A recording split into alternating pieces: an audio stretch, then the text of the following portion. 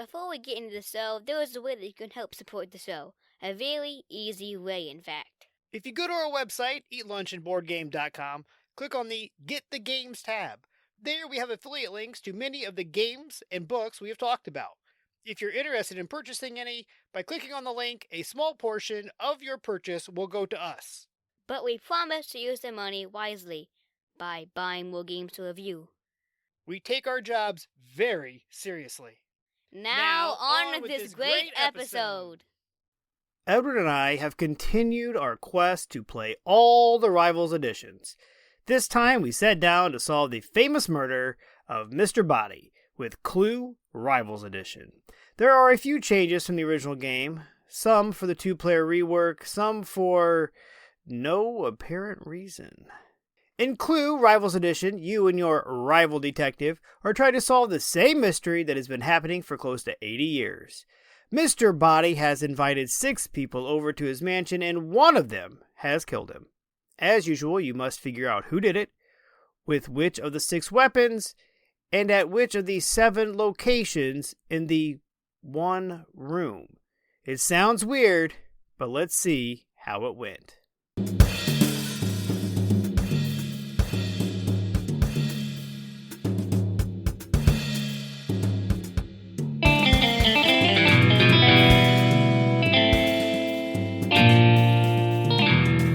Welcome back to the Lunch and Board Game. I'm your host, Adam Collins, and let's look at the rule clarity for Clue Rivals Edition. The game is still aimed at that 8-year-old and up crowd, so the rules are very clear. Time to explain to newcomers. Clue Rivals Edition alters a few of the rules of the original classic. Therefore, you will have to explain those. As long as players have an understanding of the original Clue, then the time to explain should be negligible. If not, you're looking at about 8 minutes. Gameplay. The setup follows that of the original at the beginning. Separate the cards into 3 stacks. Suspect, weapon, location. Shuffle and remove 1 from each stack without looking, and place those into the confidential folder. Shuffle the remaining 16, and deal 8 to each detective. Next, the game steers away from the original. Place 1 suspect chit onto the board covering each suspect location, and then do the same for the weapons.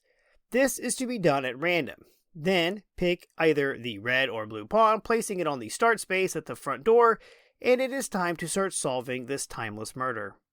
On a turn, the active detective rolls 1 die and moves their pawn up to the amount rolled.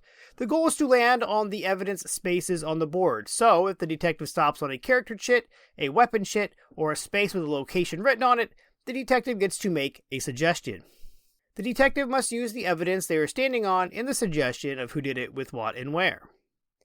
The other detective now must show you a card of one of those 3 suggested pieces of evidence. And this is where I disagree with the game. When it is shown, it is left face up on the table of play. To me, this just reduces the game of Clue to a race and luck. Run around the board making suggestions using the evidence not face up as fast as you can. Then when you know the solution, because all the cards have been played, or you hold the only ones not in play, move your pawn to Mr. Boddy's body outline in the center and declare your solution. If correct, the detective wins. If not correct, the other detective gets 1 shot at guessing the solution. If the second detective is also wrong, no one wins. Now this is a twist I can get behind. So there are a few problems I have with the game overall. I do not like that the cards are left face up. That takes away from the memory portion of the game. Also, add a pad or dry erase board so that detectives must be more responsible with their note-taking. As I already said, now it is just a race around the room, which leads to my next issue. The board is one room of the house. Thematically, this just seems plain weird. 6 people are gathering, 6 weapons, and they are the classics by the way, are just sitting around, and Mr. Boddy is killed. And no one notices? I get that the detectives are not the suspects in this version, but you want me to believe that not one of these 6 suspects are going to give up the killer? And finally, the body of Mr. Boddy was moved to the middle of the room, where he met his demise, was cleaned up so well we can't tell when we walk in. To recap, Mr. Boddy was killed by an unknown weapon by one of his guests that will not be given up by another guest, who then worked as a team to move the body to the center of the room, clean up the murder scene, and then call the cops? Alright. Replayability. With the rules as written, there is very little replayability. By leaving the cards face up, very little strategy is used. It is just a race to move your pawn around to the different squares. By altering this rule to be like the original and more of a memory deduction game, it would pick up some replayability closer to that of the original game. Component quality. Beating a dead horse with the box size versus the board and pieces seems pointless. However, the game pieces are all standard Hasbro fare. The board and chits are standard chipboard, the cards are standard cardstock, the pawns are basic plastic, the D6 is standard engraved white die with black pips because why not just lean into the red and blue? I think by adding a simple dry erase board to the typical sheet and a marker would be a great addition for the suspect score pad, or even cheaper, just a typical standard pad of paper and a golf pencil. Lunchtime potential. As with all the Rivals editions, the Clue one is playable in under 30 minutes without question. Artwork. As typical, no artist or designer is listed. However, the art matches that of the latest edition of Clue. I do like the look of the board. It is Clue-esque without being Clue. Containing it in just one room was a nice touch, but thematically, it is awkward as all get out. But I do like the artwork. Expansions and other.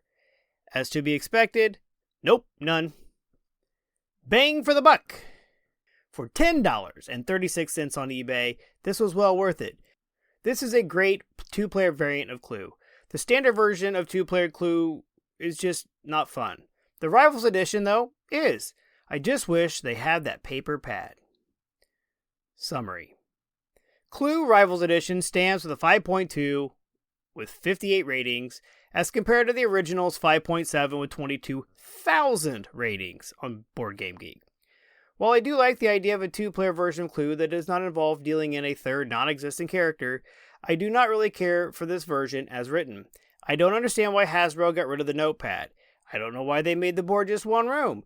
Despite its shortcomings, however, with a homebrewed notepad, changing the rule about discarding of evidence card, and a little suspending of disbelief in the setup of the murder, Clue Rivals Edition could be fixed and very enjoyable. As usual, you can reach out to us at facebook.com/eatlunchandboardgame. Send us a message through our website, eatlunchandboardgame.com, and you can always email us at eatlunchandboardgame@gmail.com. And remember, board games build bridges.